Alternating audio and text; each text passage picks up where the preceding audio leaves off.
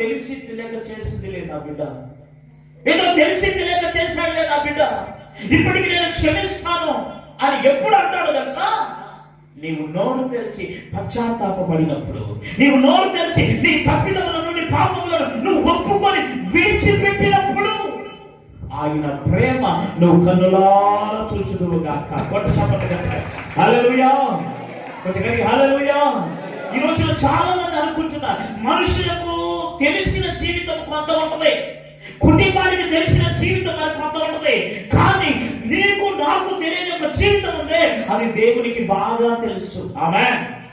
నువ్వు నేను అనుకుంటాం ఏమో తెలుసా, నేను అంత నీతిమంతం తెలుసా, ఎంత పరిశుద్ధులు తెలుసా అని మనం అనుకుంటే కుదరదు. ఆయనకు తెలిసింది ఏదుందో అది నువ్వు ఒప్పుకోవాలి. ఆమేన్. అది బైబిల్ అంటుంది, కప్పుకోకుండా ఒప్పుకుని వాడు దేవుని కనికరం పొందుతాడు.